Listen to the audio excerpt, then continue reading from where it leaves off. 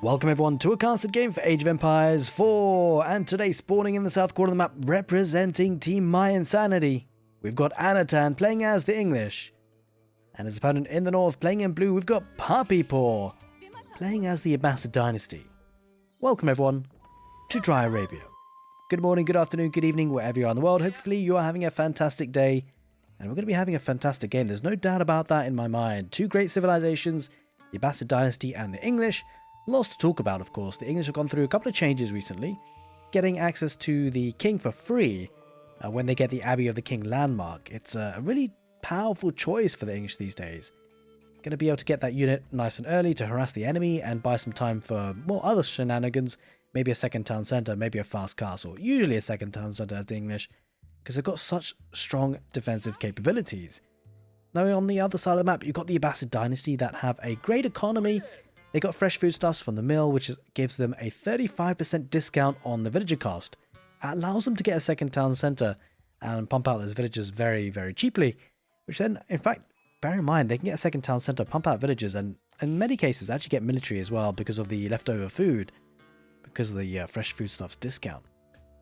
It's a civilization that's also gone through a couple of changes since the release of the game, of course. Military wing now spawns them 2 spearmen and 2 archers, without having the production buildings, which is pretty nifty. Get the units out quite quickly, and in a way it actually helps deal with the king that can come out. Oh, that's a floating scout.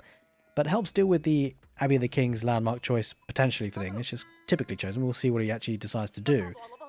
Because of the 2 spearmen, of course.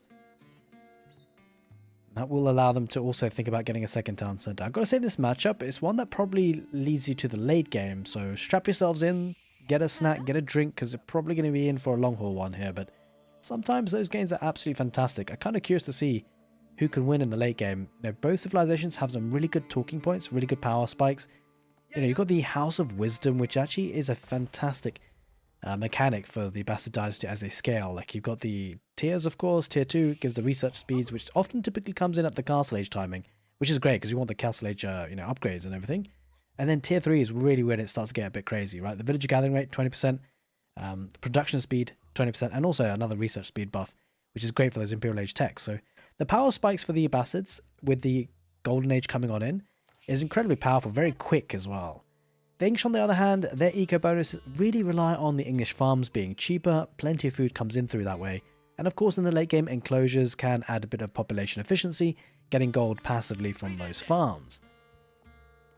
Of course, we're jumping the gun. We never know if it's going to get to the late game. We kind of hope it will, but I think in this situation, in this matchup, it's often very quiet at the early stages. And we'll see what happens. Either way, what hasn't been quiet is the growth on the channel on YouTube. Thank you, thank you, thank you. Everyone's been supporting. You guys are absolutely legends. And on Twitch, of course, as well, where I do live stream. So welcome on to say hi if you're on the YouTube side of things usually. Come by and say hello sometime on Twitch. But yeah, I mean, the support's been fantastic. Hopefully, we keep on growing, because in that way, maybe I can attract some sponsors. Maybe I can make this a bit more full-time, a bit more, you know, go a bit more elaborate with some of the casts. Maybe get some more tech into it, getting that dual-screen scout at the same time. Picture-in-picture, maybe. We shall see what we can work on. But yeah, all the support, super appreciated. What I would say, if you've been enjoying the cast, maybe you watched about 2-3 on the channel recently, and you feel like you're going to watch more, make sure you subscribe to the channel. Really helps out, but also means that you get a notification when I post the next one.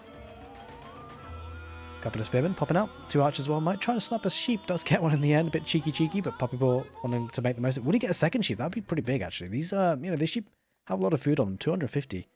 That is not a small and insignificant amount. Right, well, in terms of damage, it's pretty limited damage that the Abbasid can do actually against the English with these units. So he's actually going to move and push in the deer. I love this play, actually. We're seeing it more and more often, because this is a lot of food, guys. Make no mistake about it. This is a big power spike, especially when you factor in the English king probably going to be coming out soon.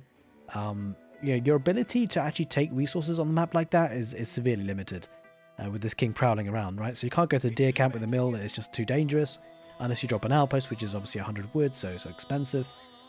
And yeah, pushing in deer like this is actually a really fantastic food boost for the Abbasids. Speaking of food boosts, of course, the English will start to get those when they start seeding those farms. In fact, it's actually started pretty early. And it's quite nice, actually, because talking about terms of early farming transition, of course, it delays things a little bit in terms of unit production, especially considering how wood heavy the English is. Of course, the cheaper farms helps, but still, it's still a wood cost attributed to it. But really, where it becomes exciting is sort of the mid-game, where, the English typically have their farms already set up, whereas the Abbasids, they've been relying on berries, they've been relying on the deer that's just being pushed in, and then they start to need the farms. So depending on how hard that farming transition is, it can really put a spanner in the works in terms of unit production. So really in a game about timings, it feels like the Abbasid dynasty usually have a little bit of an edge at the early stages, and then can put a bit of pressure, but then sometimes the English come into the sort of late feudal age with a good amount of units when they've got a farming economy set up, and that usually persists actually to the early castle age. It's kind of in the mid to late castle age where the Abbasids actually come online again, when the farming transition is almost done, and they've possibly got the golden ages all in, and then can push out once again. I'm kind of interested to see how sort of a tug of war approach could happen in this particular matchup. Now it looks like second town center going to be coming in for Anotand pretty soon. Good few villagers on stone, and the timing of this is actually going to be really good because puppypaw has actually invested in a stable and an archery range, expecting maybe a bit of initial aggression, but what it means is that his second town is going to be slightly delayed. So Anotand is the English are actually going to get a bit of a one-up on that, so should develop a bit of a villager lead. And typically it's quite hard to punish, right? Because the English typically place that second town sort of very close to home. They don't need to venture out into deer camp, which, by the way, he is actually quite nicely pushing in with the longbows as well. So, oh, I think he might have misclicked. Wait. He's going to place a second town center here, maybe. Or does he drop a mill? That's kind of a curious choice, actually. Just pushing it close to home. And I mean, it's a bit further out than you usually expect, but it's an option. In fact, he's actually going to place it a little bit further closer to home on that wood line. Yeah, so rather than pushing the deer camp, leaves it a bit exposed, but it means that puppypaw can't push it away and just kill it sort of in bad spots to be able to not be able to gather it efficiently later. So it might be something he looks to venture out to Anotand. Now, Golden Age Tier 1 is in now for the Abbasids. A decent time. It's actually really powerful. Like a 15% extra gather rate for the villagers is a really nice eco boost, of course. And it is now the case that he's going to look for a second town center. It's got a couple of military units on the field, maybe look to try and do some damage with that. But there's only so much you can do up against 2TC English with how good defensively they are. It's very difficult to punish at times. Speaking about punishing, it looks like the English king going to try and punish these villages, but he should be blocked in. I think he loses the king here. Yeah, I think he's just completely blocked. Nice surround there by puppypaw. He doesn't even lose a villager because of it, so nice sniping there for sure. The king isn't all that cheap, It's a pretty hefty cost attributed to it, 200 resources. Obviously that one came for free. He kind of lost it for free as well, though. Looks like Anotand trying to wall on up. That villager pretty exposed. Those horsemen might pick him off. Now, if the game does get to it, trade can be an option. The trade market posts are pretty good, actually. Right behind the base. So, market here for Anotand could be an option. Sorry, for puppypaw, rather. Could be an option. The English typically don't trade because of the enclosures, but it's not something unheard of, right? So, there's a couple of things to think about, actually, in terms of longevity and gold income for late game situations. A recent game, actually, between Beastie and I think it was Lucifron on a Mega Random Has It Happened, was looking at fishing and farming. So the HRE farming is so efficient and it's such a strong long-term source of food that fishing actually can expire pretty quickly. And, once it expires, you can't have a fully fledged sustainable source of food that you need to support your army in the Imperial Age. And it feels in a similar way that the English are kind of that way for the enclosures, right? The enclosures used to be incredibly strong, that they could just survive off the enclosures from the farms, and it was always plenty of gold. I don't necessarily think that's the case these days. I mean, it's a good amount of gold, but it doesn't necessarily fully support an Imperial Age army. We'll see.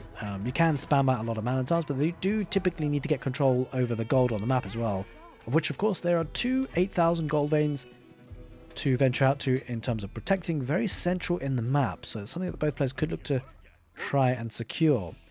Speaking of securing, puppypaw has secured 2 villager kills so far, and is prowling around with his military. Gets a second town center on the berries, of course, the Abbasid dynasty, one of a few civilizations that I like to group together as the Berry Brothers.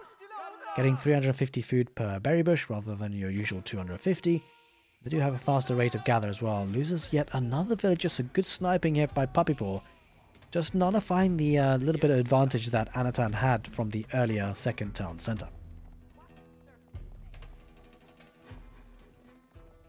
Just moving on the right side, and it is typically the case that English look to go for a fast castle behind this. It looks like, of course, Now, the cheapness of the villages for the abbasids really helps them get to the next stage. It's going to go to the culture wing, and that's going to be really powerful in terms of power spikes again in the late game if it does get there for the Imperial Age, because culture wing, of course, unlocks a very special technology called preservation of knowledge that reduces the cost of, well, technologies and advancements in age by 20%. And so couple that with maybe even think about potentially getting that tier 2 for the Golden Age. It's really powerful. Get extra speed and extra cheapness. Having said that, he's actually quite a way off that. Yeah, you need 30 structures. It doesn't come cheap. He's only got 12 so far, so not even halfway to that. He's getting double broad axe, and that'll help match the wood economy that's coming in for the English, which is pretty hefty with the wheelbarrow and double broad axe all together. There's a couple of longbows just camping out, making sure he's not in too much trouble, but he might be before too long, because I wouldn't be surprised to see a couple of barracks being dropped by the abbasids. There we are. Just the... Oh, no, it's an archer range. Okay, I take it back. But the reason I was mentioning barracks is because the Ghulam is an incredibly powerful unit. A unit with extra HP, it can really get one over of the English, especially if he's going to get to the castle age a little bit quicker, which he will, by the way. But the White Tower should be a really good defensive structure to protect this central access point. The only concern is that gold is on the west side, right? And there's not much protection here. Often a second town center for the English does get placed on gold, and if not, then it's always usually the White Tower. But in fact, actually, Anotand has neither. Kind of curious choice, because when you do go to the castle age, actually one of the key resources you need is gold. Not only for the upgrades, but for the premium units, whether it be knights or man-at-arms as the English, crossbows even. So something that could be challenged here, puppypaw, if he decides to go for it on this west side. It's probably the weakest point of this base at the moment. So Anotand has to be careful. Now, it just happens actually both players do actually get to the castle age actually very similar timings, and all that's down to the fact that the House of Wisdom can't be sped up in terms of getting to the next stage, right? It just takes how long it does, and there's no two ways about it. The other civilizations, on the other hand, apart from the Ayyubids, of course, can just, rush it down with extra villages, which is exactly what's happened. The great thing for the English as well is that they can produce from the White Tower, actually doubles up and produces that 100% efficiency extra, so it's almost like having double stable, double archery range, double barracks, all in one. Preservation of knowledge is in, and so I suspect there's going to be queuing up a lot of technologies. Boot camp coming in now as well, which would be great for these infantry units. Gives them an additional 15% HP. Nothing to be, ignored there, because that's actually pretty powerful, especially when you think about maybe composite bows coming for the archers. Helps them scale as a unit, but I mean, I think composite bows for a long time were very strong, but up against the English is very difficult to justify, I think, because of the fact that the English typically go for highly armoured units, man-at-arms being, the flagship unit almost, and we've got already knights on the field. It feels like archers, even with the extra attack speed, they're a little bit tricky to make work, right? They only tickle the highly armoured units. So I wouldn't be surprised to see maybe Ghulam and crossbows being added in by the abbasids, but I wouldn't be surprised to see that similar sort of play for the English too. Going to go for the early mosque, or I say early, but actually on time, really. Because when you do get to the castle stage, that's what you really want to build first if you can, to pick up some of those relics. Now, talking about farming transition, we talked about it earlier in the cast, and look at this. Plenty of farms already on the field for Anotand. He's got his farming transition already done, and obviously the Abbasid dynasty nowhere near that situation. So we are heading towards the 14-15 minute mark, where actually unit numbers should look pretty decent for the Abbasids. And it should continue to grow, so he might push out pretty quickly in the castle age. We shall see. It's a pretty quiet game so far, but we've been talking about the strategies, and lots have been discussed, lots of things, and I think sooner or later it's going to heat up. The great thing about Age of Empires 4 is that if it is quiet in the early game, I mean, you can pretty much guarantee it's going to be very, very loud in the mid to late game. Going to challenge for the relic, and it will delay things a little bit. King chasing over, but the Lancer for the Abbasids did kill the monk in the end, and so Anotand will need to bring another. Might just about get away. And I think he just about gets away with it there. What if the charge from the king will take him out? We have to see. It's quite possible, actually. Only 2 HP on him. I think he might be sniped. I kind of really want to see this. Yeah, he does get sniped in the end, unfortunately. Dies a painful death. Villagers come out on the west side for the food, and this is the concern for the Abbasids, right? They need the food on the map. Wallow. Wait. Oh, only just. That was close, gotta say. But certainly, yeah, this is where puppypaw has to venture out. We'll secure the area with an outpost. But the good thing for puppypaw, he's got plenty of units, right? Plenty. He's looking to get composite bows, seeing as he does have the archers. Might as well, especially with how cheap it is. You've got the preservation of... To be fair, it's kind of expensive. Holy smokes. Even with preservation knowledge, pretty expensive. Charging with the spearman, that's probably less than ideal for puppypaw. It's going to be a decent trade for Anotand. I think Anotand will be okay with that, especially the ones in the south. Or puppypaw losing a bit too much for comfort. He can't engage that. He won't. King fighting against 2 lancers. He needs to back away. Oh, snipes the monk. Good start there, and denies another relic being brought in. Yeah, definitely turning into a bit of a relic contest, which so far puppypaw is winning, but only just.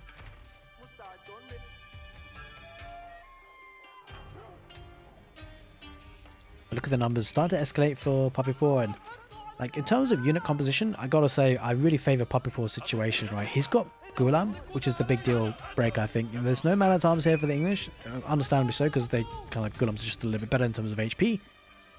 The big concern, there's no crossbows here either for the English, so he can't fight this. There's no way he wins this fight, not only because of the numbers, but the type of units. There's Gulam gonna shred everything out there. If they get on top of the longbows, it's gonna be curtains. And whilst the gold has expired now, which is great, because I mean that was kind of a focal point, Anotand is going to struggle for extra gold. He's got one in the back actually, to be fair, and so as long as puppypaw doesn't recognise that, he'll be okay, Anotand.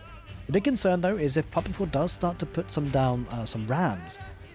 Of course, the Abbasid dynasty gets siege engineering for free, so putting rams here could take out some valuable infrastructure. There's 4 barracks here, quite a hefty investment of wood, 600 in total. I mean, that's a lot of resources to be losing quickly, and it's going to go for a mangonel and 2 springalds. I'm curious about the springald. I mean, to be fair, it will keep the mangonel alive for quite some time. And he does always have the ability to make siege, actually, the English from the White Tower. So it does make some sense. I would have loved to have seen maybe a ram added in as well. He can afford it. Because he can, I mean, to an extent, he can rely on the torch damage from the Gulam, but the ram, of course, just adds a little bit of extra spice, a little bit of extra damage output for sure. And he wants to do as much damage as he can because, as we said, this push is going to be time limited. And the reason why I say that is because eventually, if we look at the income per minute, whilst it's really, really good at the moment, pretty steady and even for Anotand, this sheep is not going to last forever. The berry is going to be expiring relatively soon, and so he will need a farming transition, and he doesn't have much wood to do it with. So if Anotand can somehow hold here, he will push back quite heavily because puppypaw won't be able to replace his army anytime soon. Speaking of which, Anotand's army in the north, possibly looking to get surrounded. He's just buying his time, but look at that, 72 military units. Oh, going to pick off a couple of villagers here for sure. That's unfortunate, these villagers on gold. Puppypaw, he recognised it. That's why he's one of the best players in the world. Like, if he didn't do this, actually, Anotand probably would have been okay. He's picking off some reinforcements with a couple of knights, but this is the big problem situation for him. He lost a good few villagers there. And he's getting some damage in the infrastructure. The production capability is about to go down. He's going to be making some stables round on the back. Quite a lot of them as well, actually. And we're going for mass knights potentially, which will... It's a nice approach, actually, because there aren't that many crossbows here. He's relied mostly on archers, the Abbasids, and so the lancers will obviously counter those. And the lancers will definitely do a job against the man-at-arms. And in fact, to be fair, it looks like he's going for a lot of horsemen too, just for sheer unit numbers, which he definitely needs to do. Mangan on the back line. Needs to be careful here, puppypaw, not to lose that. I love the fact that Anotand is sending a couple of units. This is pretty big, actually. He's just forcing these units to stay at home. Sure, the lancers and the knights will go down, but it means that the units aren't joining the main force, right? Reinforcements for puppypaw is what will really kill Anotand. Anotand, though, is going to come in from the north, riding on in with those horsemen, charging on in on top of those archers. They should be able to dive on it pretty well. And it should be a clear up, actually. He's going to lose some springalds. Mangonel about to go down. That's a big pick off for sure, because a lot of crossbows for Anotand could have been destroyed by those mangonels, but no, the mangonel goes down, and the Gulam aren't in that many numbers, and the horsemen are going to chase on in. Mostly archers at this point, which is not ideal against horsemen. So Anotand's got all the right counters. Those 3 springals, you know, they haven't really achieved all that much, and they probably will go down. This should be a great cleanup. Good number of crossbows, actually, for Anotand, taking out the Gulam. Horsemen tanking in as well. Got a decent number of spearmen, which doesn't really add too much in terms of actual direct unit counters, but it's definitely great to just have unit numbers. They can get a bit of poking and prodding, of course. Horsemen are going to be coming in from the east side as well, just to clear that on up, and that is a big hold. That is definitely a big hold, because now we're at the stage of the game where actually the farming transition is becoming a little bit more real, right, for the Abbasids. He's run out of berries, you know, he's run out of deer. This is an issue. He's got a decent amount of wood, but he needs more. He's going to have those farms coming in soon. I mean, look at that, he's got 1 village on food, guys. This is the timing, right? This is actually a bad timing for puppypaw to have lost that army. He's got another one, to be fair, But compared to the size of the English army at the moment, it's quite pitiful. And yeah, food income, as you can see, drastically dropping for the Abbasids until that farming transition comes on in, which is now happening on the west side, slowly but surely. Does actually have one more deer stack to take, actually, just as well, because with that he probably would be in quite a bit of trouble. Good thing for the Abbasids, though, that the English playstyle is very much sit at your base, sit at home until you can really push out in a meaningful way. And pushing out in a meaningful way might be coming up for anotand. I'm surprised to see these horsemen quite weak, right? Because you've got the Abbey Kings that can heal them on up, but he feels that time is of the essence, and you know, these are units that ultimately don't cost gold, so they're kind of not so much throwaway units, but you know, you're not going to lose sleep over losing them. Especially if you get damage out like this. I mean, it doesn't look like he's got textiles here, puppypaw. Should lose quite a few villagers. I mean, there will be some garrison spots in the keep. He does keep a decent amount of them alive, actually, in the end. Considering how many villagers that puppypaw has killed. You know, anotand clawing it back a little bit, but not really on par just yet. And because of that, the eco has been really hurt. The earlier push from puppypaw has actually done a decent amount of damage, to be fair. Whilst he lost all the army, it did do a lot. And it all came down to the bit of a raiding here on the gold, right? That was the big killer blow. It was a killer blow, but the big blow in general. And the food income is still coming in for the Abbasids, but it's nowhere near the English, right? This is where the English farms really get a bit crazy. 2,000 food per minute, and I suspect anotand might be thinking about the Imperial Age. And it's going to go with the Berkshire Palace. It's a tricky one, right? Because, you know, Wingard is actually a really strong landmark in terms of what it can offer you. Batches of 5 units, but also the fact that the Wingard Palace and the way it operates is that you don't have to fully upgrade your units. You just get them for free. You get fully upgraded units from them. And that can save a lot of resources. You know, you can get elite knights without actually having to have the elite upgrade. It's actually really powerful in that way. The Berkshire Palace, though, is going to add a measure of security on the map. Well, in his base, at least on the farms. The concern for him is the gold veins being mopped up by the Abbasids. Of course, enclosures will probably be coming in as the first text that are, you know, chosen for the English to get that gold trickling on in. And the amount of farms he's got, he'd be in a good spot to just spam out man-at-arms or knights, anything that's heavily armored, really. Gonna burn through on the west side and look to try and do some damage here, puppypaw. Has got all 3 sacred sites, so could potentially look to secure them up with keeps. Has got one in the middle with the 8,000 gold vein being taken there. And there's an 8,000 gold vein here on the west side, which anotand does have some good vision with the outpost being there. But runs into the Berkshire Palace. Oh, might pick off a couple of villagers here. This is not looking good. Up in the north, though, a bit of raiding with the horsemen. Doesn't achieve all that much with the Abbasid dynasty units there. Deletes the walls. Trying to escape, and I mean, ultimately, if puppypaw plays this right, that's going to be another 13 villagers. That's going to be a massive pick-off, a massive dent in the economy, and even if he doesn't pick them off, this is a lot of idle time. Might have to try some quick walls here, but it's looking a bit dicey. Puppypaw should be going to the next stage pretty soon, actually, considering the cheaper cost, and it's going to go with the trade wing. I like the choice. You know, can be tempted to go for the eco wing. I mean, the thing about the eco wing, the real benefit for him at this stage would have been for the cheaper farms, right? But the farming transition's already kind of in, and so trade wing, you know, offers him a little bit more flexibility in the late game if he does need to actually trade for gold access, which could potentially be a situation, you know, going up against the English. They do love a late game. Sacred Site on the right side, looking to be decapped. It should be decapped by the looks of it. Stonewalling in, going to sacrifice a couple of villagers there, but just to save the rest potentially. No, the spearmen and archers are there. Yeah, he's in a corner. Unfortunately, these villagers will be dying a painful death. The Sacred Site, I'm going to be close one on that one. Either way, we'll see the massacre. Unfortunately, these villagers are goners. They will not be making the return trip home. Well, she might. She's pretty fast on her feet, isn't she? Is she going to make it out of there? I don't think so. There's Gulam. They're chasing. She's running. Run! Run out of there. Get out of there. I don't think she makes it, I'm afraid. Oh, wait. Gulam, are they being merciful? Possibly. But we'll decap the Sacred Site on the right side now for sure. Because she actually lives to tell the tale. Check her out. It's kind of, oh, maybe not. These Gulam are kind of weird, right? They get kind of a bit fast and then they get tired and then they get fast again. She's actually surviving. That's actually insane. She lives to tell the tale. What a tale it was. But losing that Sacred Site on the right side means that, of course, it has to reset the timer and find another win condition. Wait. Is she giving advanced notification? Oh, no, she might. Where is she going to? Hello? Anotand. Wow. Really? After all, I mean, she might survive anyway. Kind of got baited in. I kind of want to follow that journey. I'm not going to lie. She's still alive. She's building away. She called the bluff. Anyway, keep on the west side. On the gold. That's going to be the 8th. She does die in the end, doesn't she? Yeah, the other 8,000 gold vein. Unfortunately, she was able to get some gold. She was a bit greedy. Did lose her life in the end. In the middle of the map, though, Gulam and archers are being sacrificed for the cause. puppypaw has to back away. The unit numbers looking good for Anotand. This is the scary part, right? Like, Anotand's been in the Imperial Age for a bit of time, so he's getting all those upgrades. Elite Man at Arms is a nice option. The only concern about the elite Man at Arms is that when the Gulam get there, their HP pool will actually be significantly higher because of the fact that they get boot camp, but also because of the base HP for the Gulam. It's curious to see how well the English Man at Arms will do up against fully upgraded Gulam.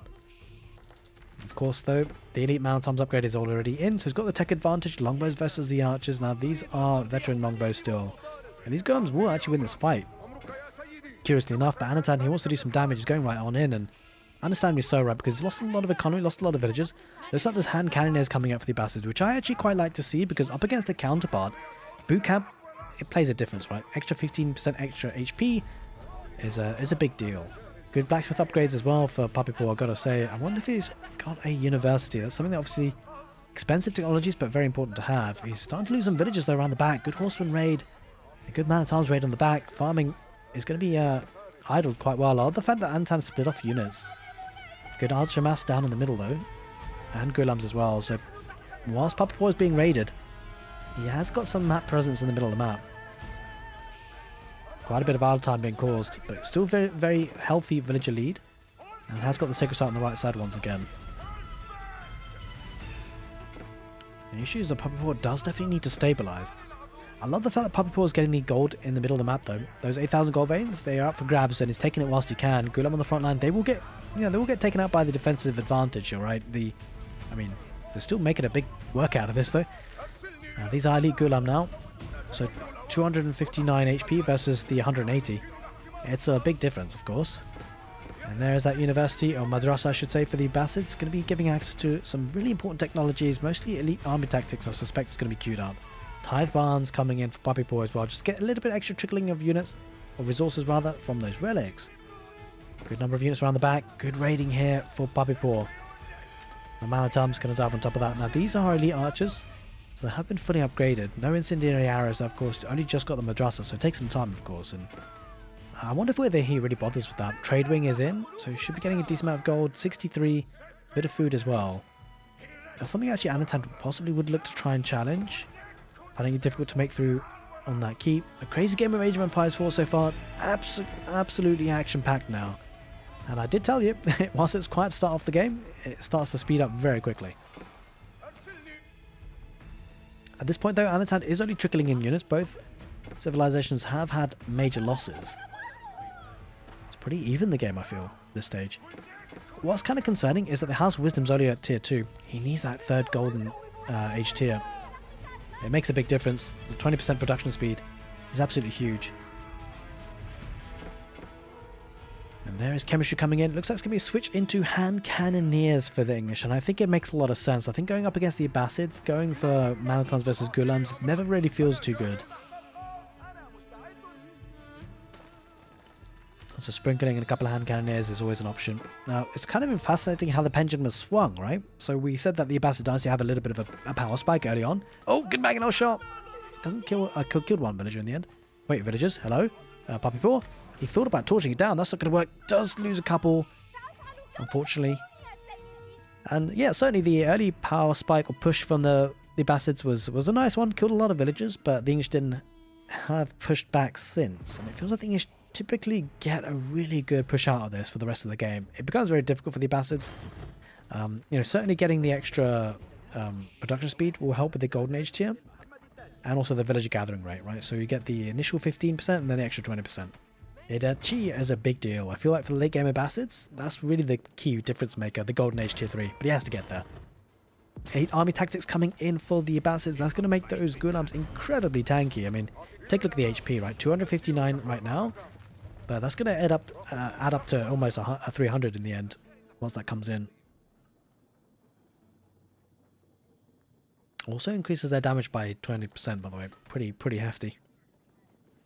But Speaking of hefty, those bombards are pretty hefty. 3 of them. If you can get on top of the base, Anotand could take some important structures. Obviously taken down that keep already. And yeah, 310 HP, absolutely huge. Looking to get a keep of his own. And this is what we discussed, right? Enclosures is great, but he needs some gold himself. He's trying to protect the, or wall in the trade here a little bit. Potentially, Anotand, if he can send another villager, it could be ideal. That trade is really helping out puppypaw's gold income. Of course, he's got plenty of gold in their bank. You'll start to see those hand cannoneers. Of course, the hand cannoneers will have a slight advantage for the abbasids with the extra HP.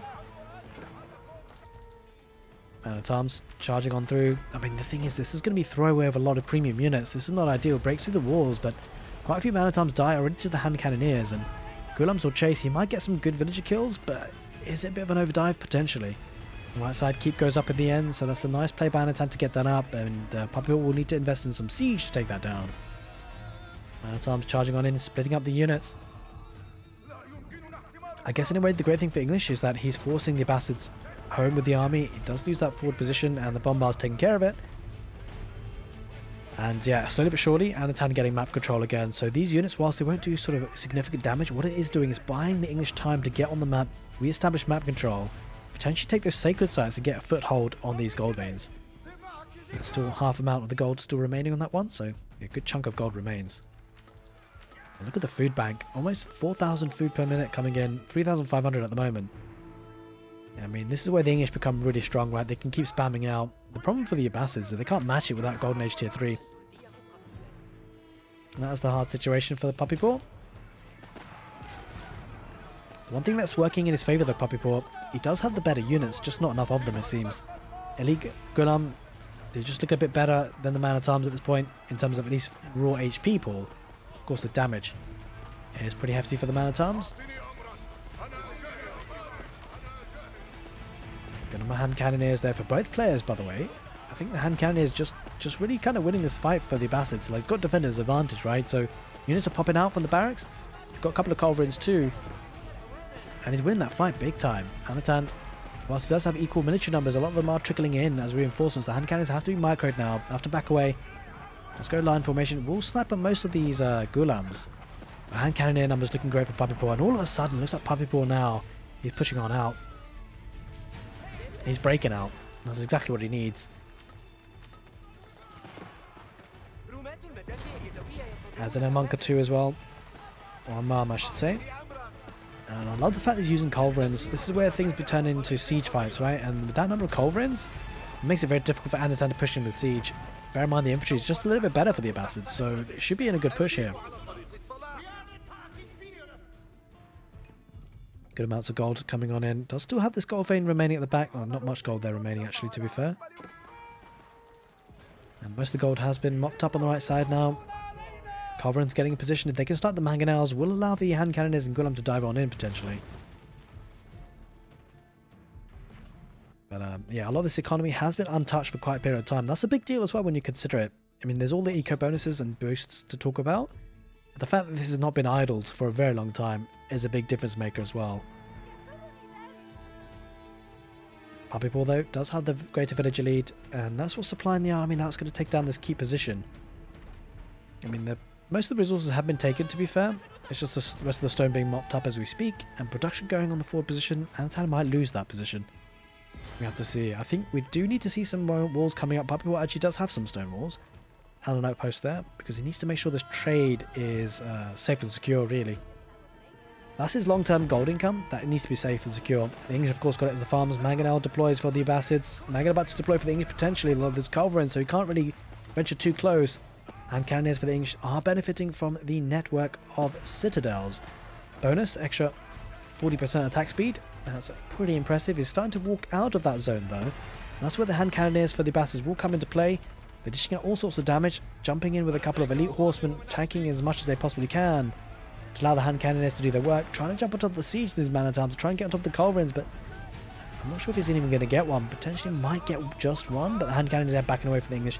He wants to get back into the network of citadels. No surprises for that, really. Something that they definitely have to do. The English creep forward slowly. 35 minutes on the clock, though. Cracking game of Age of Empires. puppypaw pushing out forward again. This is the tug of war effect that we're talking about with this particular matchup, and it's definitely clearly on display at this point.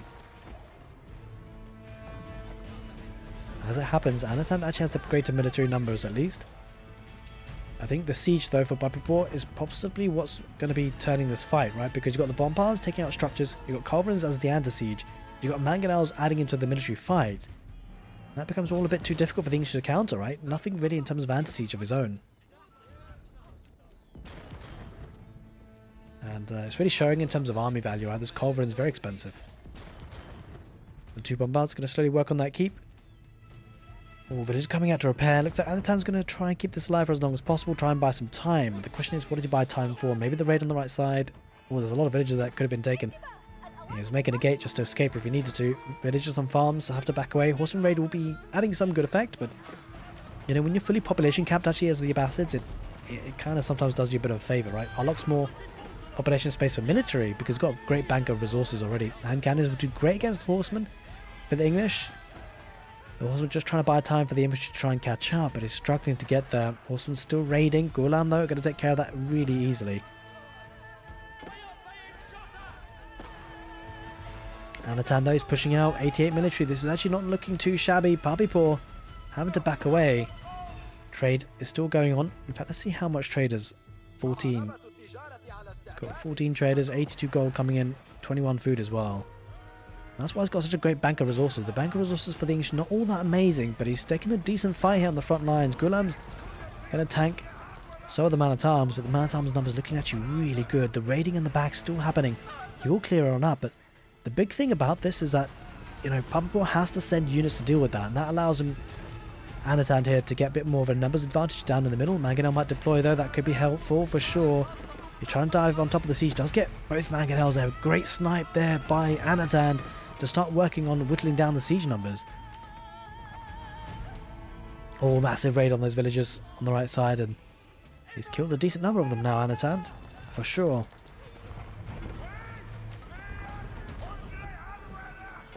Can take this keep on the west side. Still a decent chunk of gold here. The keep will go down. puppypaw possibly about to lose a lot of villagers.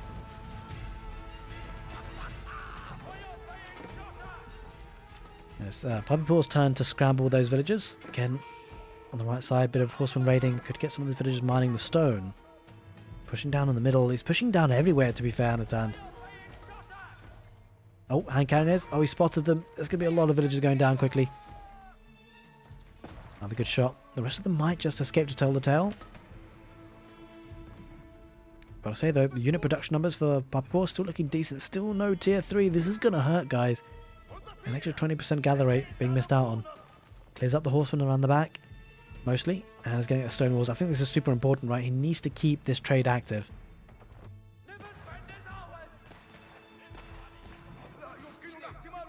Slowly but surely though, puppypaw could potentially be clearing up this forward base, which is really quite important because of course then it would just take a lot longer for the English to mass up again and get to the front lines without that forward position. The 2 bombards would make short work of that, of course.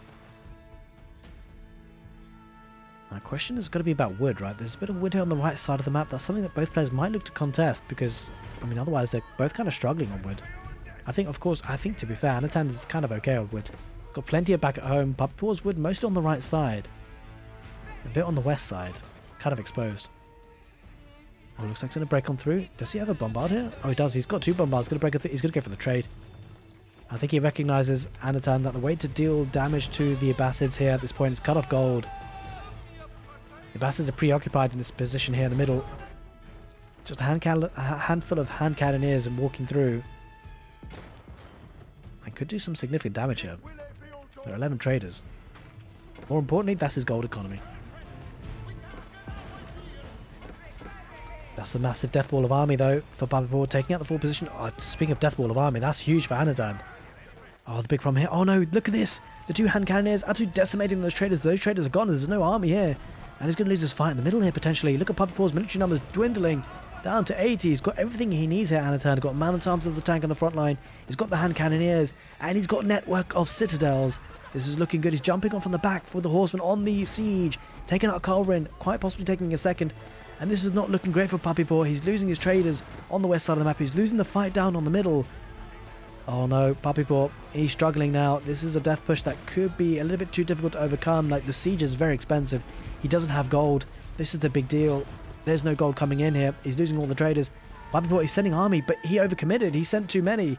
The waypoint on that position, he was trying to defend the trade, but it left him exposed down in the middle. And puppypaw is down to 85 villagers. He's down to 57 military. More importantly, he doesn't have access to gold. And there it is, ladies and gentlemen. That was the straw that broke the camel's back. Unfortunately, we didn't see any camels today. But I hope you guys enjoyed this castle game. Absolutely fantastic match on Dry Arabia. If you did enjoy it, make sure you give the video a thumbs up. Take care, and see you next time.